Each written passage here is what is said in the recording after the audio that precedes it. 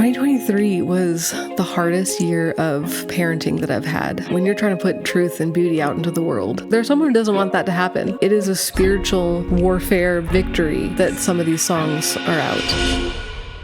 Say the first word that comes to your mind. 3, 2, 1. Bananas. Sandwich. Banana sandwich. Okay. Banana sandwich. 3, 2, 1. Peanut butter. Yes! I was so scared for a second. That we weren't going to get it right. Yeah. That I wasn't going to get it right. I was like, don't mess this up. Oh, God. Okay. Well, I'm so happy, genuinely, that you're in my living room, that we're doing this, that we're getting to talk about your album. And we have known each other for a while now. 20. Oh, I thought you were saying 20, how many, like over 20 years. It's been like 20 years. Has it been that long? I was just a young 13-year-old when you took me under your wing. 2017. 2017 is maybe. when we started meeting. And you mentored me for 4 years. And then we decided that we were just friends. We had a DTR. It was like, yeah, we did. We defined the relationship, and it was like, you know what? This is now just a friendship. Yeah. Now we get to mentor each other. Yeah.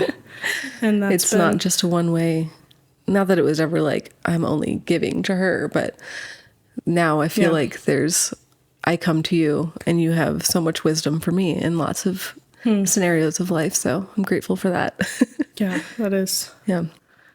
Truly amazing. Because like when I think of other relationships that I've had that have started as a mentor, it's like, it's very infrequent that barrier kind of gets crossed, and that you're able to just turn it into just friendship. And well, it's a huge testament to the fact that you've grown so much. Thank God. You have, you've grown so much since I met you. Well, this is not a podcast about me, so I'm going to quickly... Let's please talk about you a little bit more. Let's stop immediately and drink some tea. Okay.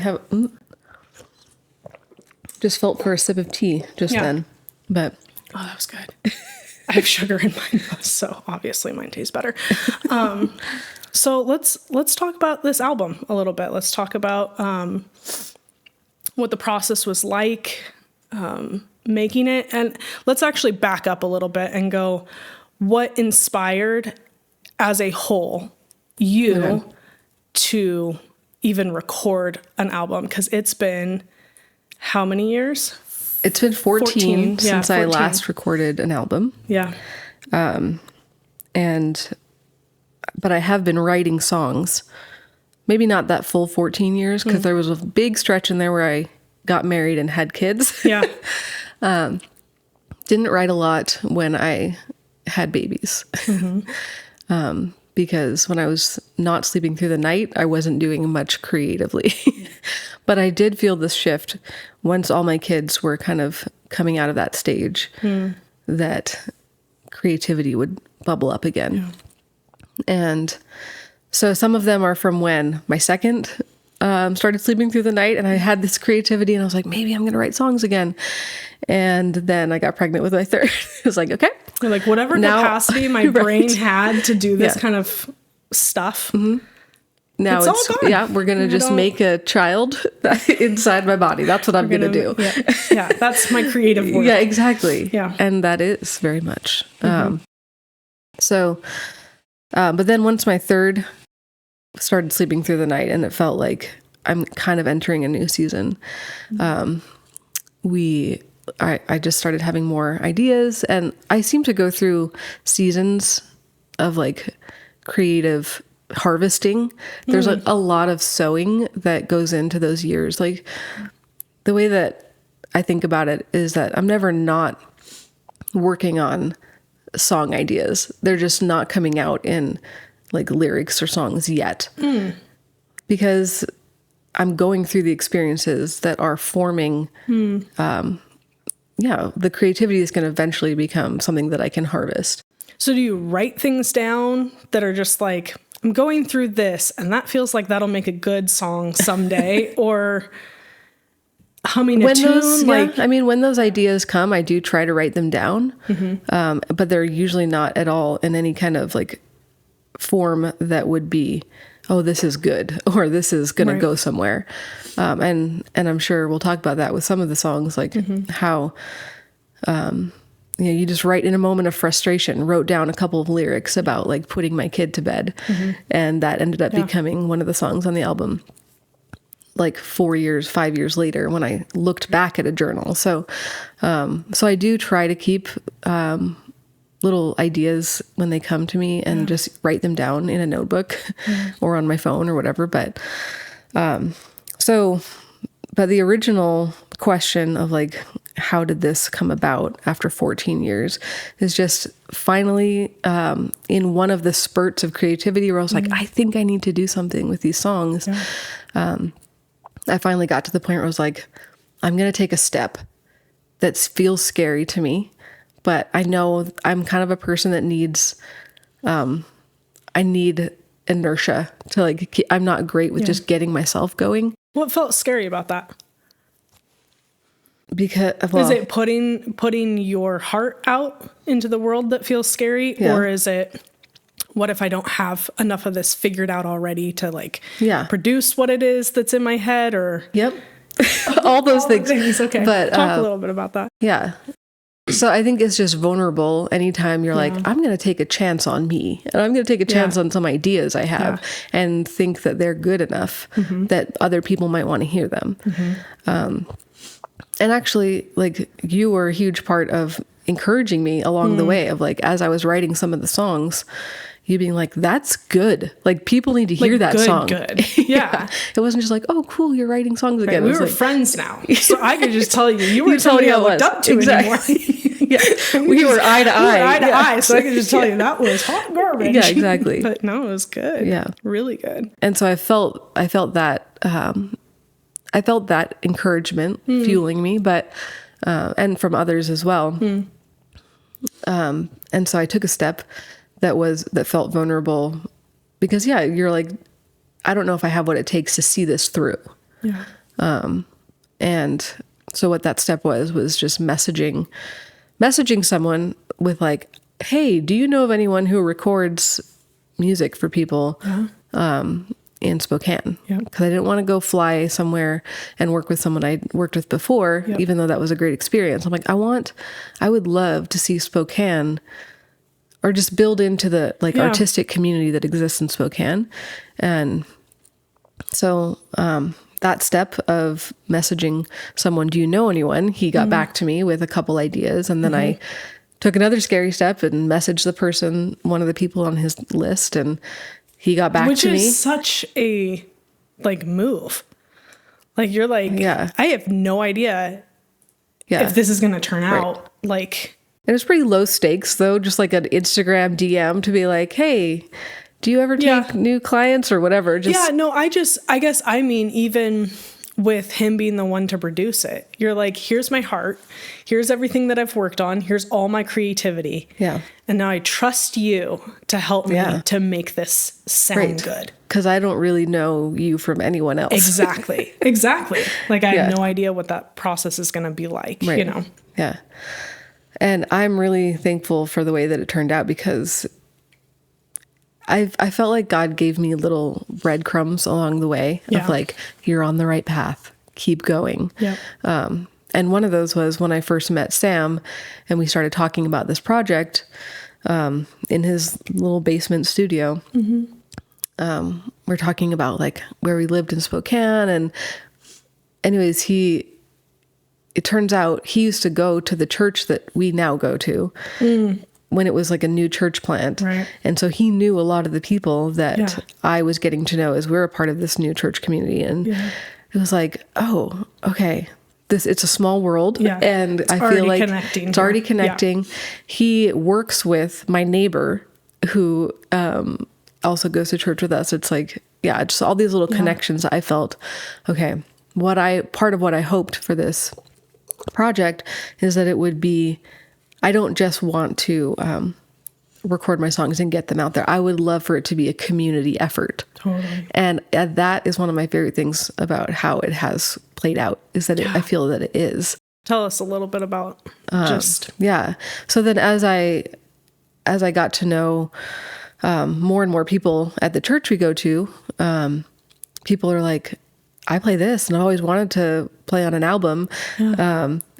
Or then friends who me and you have played with music before, and we had a little cover band, and that kind of led into having more confidence to record my own music and stuff too. So just more and more people were all in for, I'll help you make this album happen. And those are the people that have played on almost all the songs.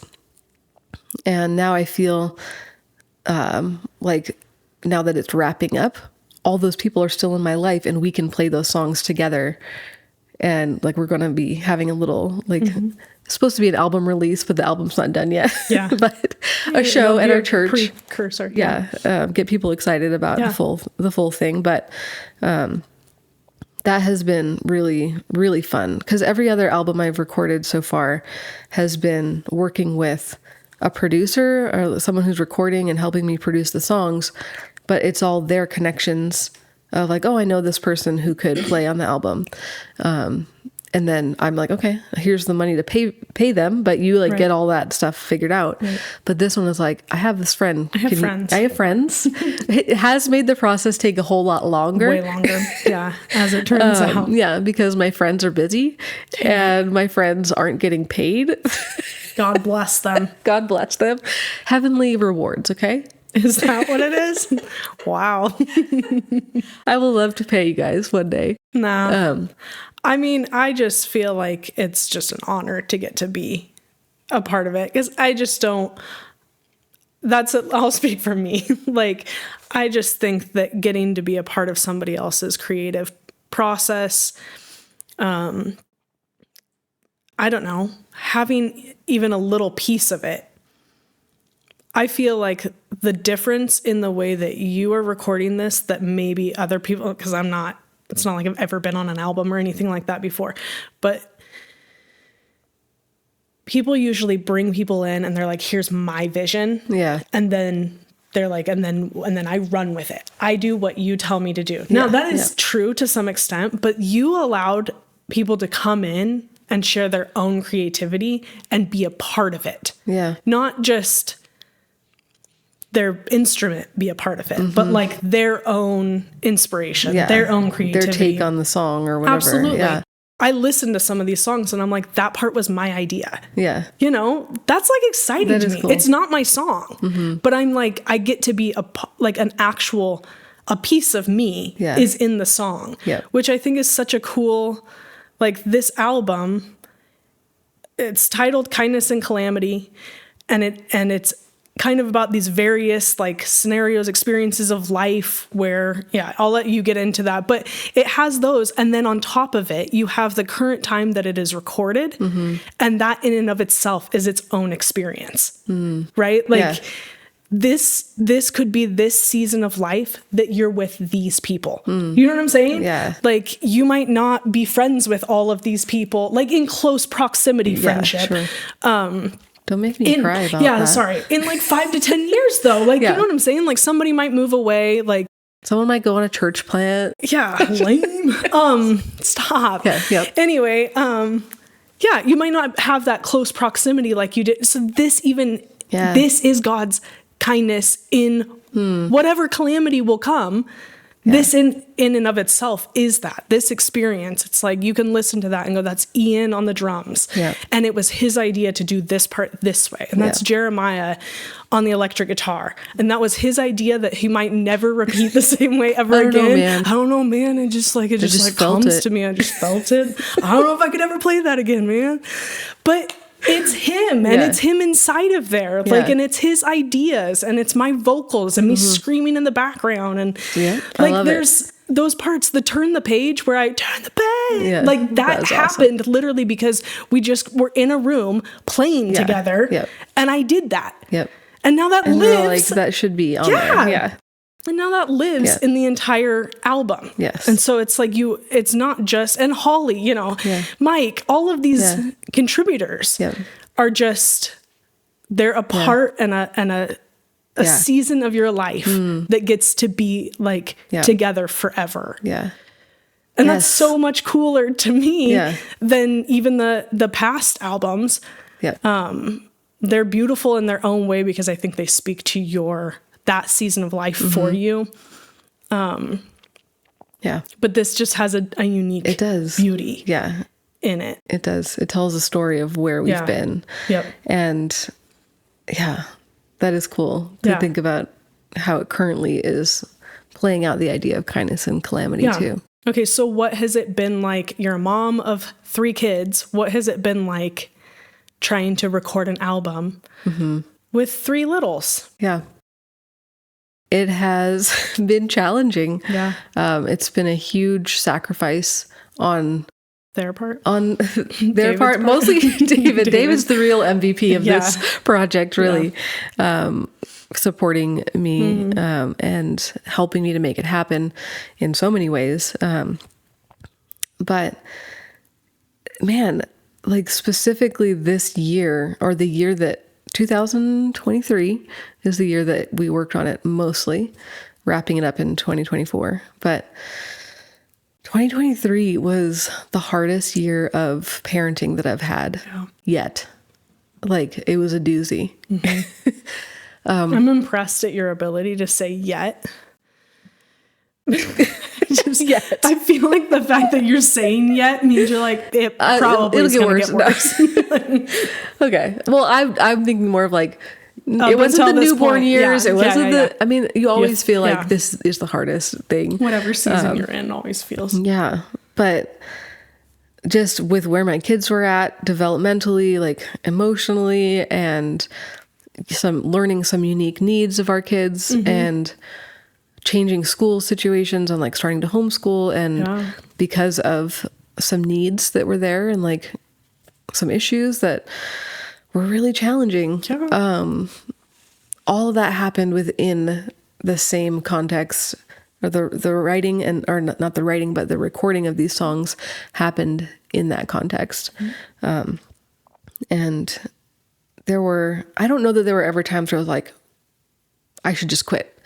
I don't think I actually ever thought that, but there were definitely times where I didn't have any brain space or energy for thinking about working on it. It would like go a couple months where I was like, we're not doing anything on this. And, I was thinking about how maybe a month ago or so, we went and saw a concert of a songwriter, and I met her afterwards and did a little fangirling, and you told her, you were there and you were like, she's recording an album, and like she's kind of a big I was deal. never going to say that, but no, obviously.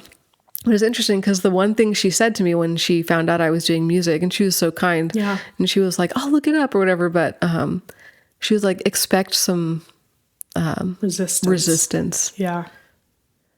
And I was like, whoa, that's weird that was the one thing she said about it. Yep.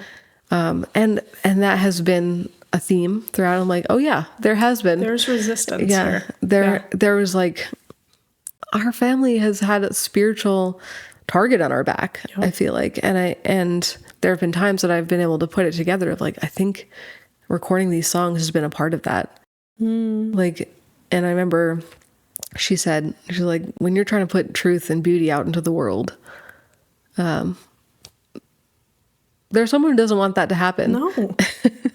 No. And so there were times that like our family felt like it was getting taken out. Yep. But we have persevered, and now these songs are out into the world, almost all of them, not all of them yet. But I feel like it's a victory. Like it is a 100%. Spiritual warfare victory that some of these songs are out. Yep. And I felt that as I was recording some of them too. Like, this song is like a weapon. Yes. I remember saying to you at one point as well, like, the enemy, he wants to do literally whatever he can right now to get you to stop doing this. Yeah. This is your ministry right now, is making this album. And so until you're able to see the fruits of it, he'll try to convince you that it's not going to produce anything. Right. Right. Yeah. And it was like, not worth the effort or whatever. Right. Yeah. Getting you to try to count the cost and go, is it worth my family, my kids? Yeah. You know, and the beauty in there is that it's not that you had to decide between your family and this album. Yeah. It's that you got to like look at the enemy in the eyes and go, you don't get either. You Yeah. don't get the album and Yeah. you don't get my family. Yes. Oh, You know what I'm saying? And that makes me think so one of the things that would happen is when I would leave to go work on recording, every single time, one of my children would absolutely lose it. Lose it. Yep. And like giant fits about me going. Yep. And so we finally came to like, what if she comes with me? And so then she started coming with me every week, and she's watching this process unfold. And sometimes she's doing her own thing, and sometimes she's like in there room. and she's listening, and she's seeing me put energy, effort, resources into my creativity and why it matters. And at many times have been like, I'm doing this because, the question of why, like we've talked about that. Why do this? Yeah. Because God's given me something to steward. Yes. And I have to steward it well. Yep. Do I have I am not a very ambitious person, never really have been. I'm not like, I'm going to do this and that with it. I can't really tell you where it's going to go. Yeah. All I know is I have to steward well what God's given me to do. And I know that my daughter is seeing that. Yeah. And one day, even if it's not clicking fully now, like it will. It will. And she has creative gifts as well. She does. And so I believe that this is partly a battle on her behalf too. Yes. That your creativity is worth investing in. Yeah. And even in a season where it doesn't make sense. Yeah. Like all of these songs were written and recorded in a season that it wouldn't make sense to do it. Like just don't. You don't have time and energy for that. And I feel so dumb sometimes. I'm like pulling up in a minivan to a recording studio. Like, With your what? kid in the... Yeah. Yeah. And it's funny. And I laugh sometimes about it, but it doesn't make sense to do it right now. But that means that it makes all the sense in the world. Yeah. And I hope that people are inspired by that and encouraged. I know that some already have told me that. Yeah. Right. If not now. Now when? Yeah. Like when else are you going to do it? Yeah. Are you going to wait all the way until you don't have any resistance? Right. Really? Yeah. And I felt like, I don't know, again, it comes back to like the humility thing of, I don't know what's going to happen in my life. That's what I mean. Right. I might lose my voice tomorrow, or, I think very dark about these things. I just went I got so sad so fast. I might move away. Yeah. You're supposed to say no. Oh yeah. No. But this is maybe going too deep. We can edit this out, but no, let's go. My dad died when he was 52. Yeah. And I think about that, like how I'm not 52, but I'm 40. And it's not that, you just don't know. You don't know how much time you have. And you also don't know what circumstances are coming that you didn't expect. And so every day that you can put something out into the world, will you still have the capacity to do so, is a victory. And it's like, this is a legacy that I can have now. No matter what happens. And I love that about like getting to put something out digitally into the world, because it's just always going to be there. It's not even just the digital, it's the music part. Yeah. Music it stands the test of time. You can listen to a song from 100 years ago. Right. And feel something. And still feel something. Yep. And so, and I think for you, it's maybe even less about a legacy. It's not your legacy. Right. It's like, here, I'm taking and stewarding the gift that God gave me, and then I'm putting it into the world for him to do what he wants with it. Exactly. And so that's something that it's like, when the timer is up, you only have what you left out there. Right. And my influence can do continue. whatever he wants with it. Right. He can use it for years to come. Right. It's very cool. Yeah. Yeah. Thank you for sharing your music with the world. That just is a gift. It's just a gift to all of us. And so knowing more of the background of it and knowing the cost, what it's taken for you to be able to do it. I think people need to know that part, because I don't know, I think maybe with social media or something like that, like we just look at, I don't think you've hidden it in the least. It's been wonderful.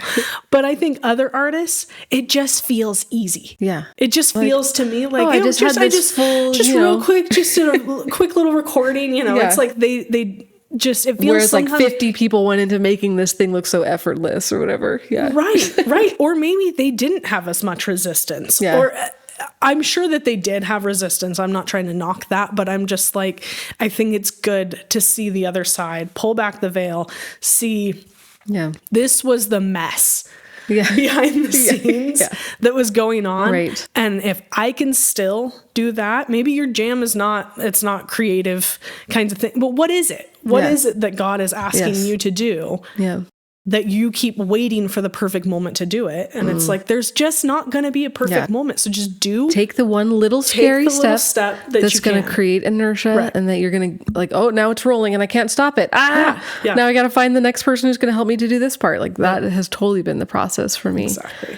And I've needed that kind of like, okay, buckle up for the ride kind of, because I just don't, I don't have the kind of self-motivation to just be like, this is what we're doing next, because I have so much energy for this.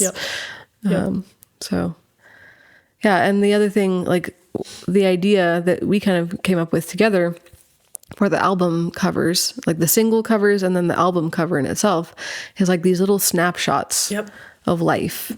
And we touched on this earlier, of that is like all of these songs and all the things that we create in the songs that I've written, they're within the context of life happening, and over 14 years, that's quite a lot of life. And some of the pictures on the single, each one of the songs have a picture. Some of them are 14 years old. Some of them are 10 years old. Some of them are they're all actually pictures from these years of life. So, but I think that speaks to the idea of, you create within the midst of the mess and within the midst of life happening. And that's worth sharing, and Absolutely. It doesn't have to be, I love the fact that those aren't like professional, like fancy photos, these are the snapshots of life. Yeah. Totally. And that's where God's at work. So tell me a little bit, you called it Kindness and Calamity. That's one of the songs on the album, which we'll get into more later. But tell me why. Why call it Kindness and Calamity? How do you feel like all 8 of the songs summarize that one theme? Yep. So that idea is kind of, well, I'll save the explanation for the song for that episode, but the idea of kindness and calamity is really like, we don't always know how to define good in our lives. Our definition for good is often different than God's definition of good. And spoiler alert, his definition is better. Always. But things that we might, in a worldly perspective, say things are bad, or a circumstance is tragic, or this shouldn't have happened. Those, we can't always know that that's the case. Like God has a view that is so much wider than ours. And so, so when we go through things that we would define as bad, they're often the very things that could be the vehicle of his kindness, because they're what shape us. They're what bring us into places of healing and wholeness, and understanding more of who he is and gaining intimacy with him. Like that is the ultimate good. And so the worst thing that you could imagine happening in your life, if it leads you to knowing God more, it's the best thing that ever happened to you.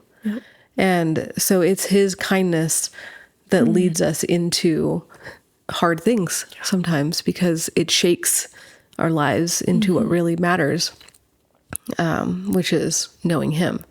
And so that's, I could think through how each one of the songs on the album somehow connect to that idea. And so that's why I felt like that was a good title for the album itself. You know, parenting sometimes can do that. There's a song about parenting, loss and death, which there's a song about that, is sometimes his kindness and calamity, like walking through loss, and even death itself. You know, we can see his kindness in facing that, when we know Christ and when we know that our life has greater meaning than just the here and now. Changes in circumstances, which like turn the page, or love anyway, loss of a relationship, or changing of relationship and having to let go of how you thought things were going to be. Yeah, I mean, that's just, those ones are the ones coming to mind of like how they connect to the idea of like, we don't always know. And so I think all the songs too kind of hold this feeling of humility, like walking out what God's called us to do with humility, because we don't know. You don't know what your life holds.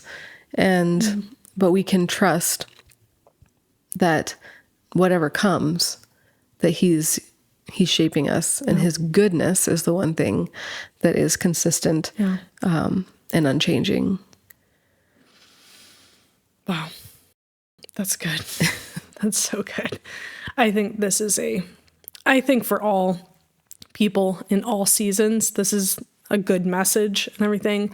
But I don't know. I think just for, maybe it's just me, people I know that are just going through certain experiences, they need to know that in these different parts of life, that his kindness is still there. And in fact, that it is his kindness. Right. Like, you know, it's just that we can get really bogged down with the calamity part of things and not pay attention to the kindness. There's something that you taught me pretty early on when you and I started meeting, however many years ago that was. And it's not necessarily your own statement, but it's still like, it just rung so true because I was in the middle of going through just a harder season of life. And you said, you can either choose to see God through the lens of your circumstance, or you can choose to see your circumstance through the lens of God. And a good one at that. Not just a God, but a good God. So tell us a little bit, because I want to wrap us up, because I think we could probably talk about this and just talk in general forever. Tell us, what do you hope somebody learns about God, his character? I know you already talked about his kindness, but round that out for us of what you hope somebody learns after listening to this album. Yeah, I think the biggest thing is his trustworthiness and his goodness, no matter what the circumstances of life are that you're facing. And that's kind of that's it. That's so good. All right. Well, after this, we are going to be going through every episode. We'll be covering all of the songs. So hopefully you'll join us in this little adventure as we journey through kindness and calamity. Yep. Sound good? Thanks, Nicole. Yeah. Thanks, Kirsten. This has been Tea. I'm just kidding. I'm done. All right. Cheers. Cheers.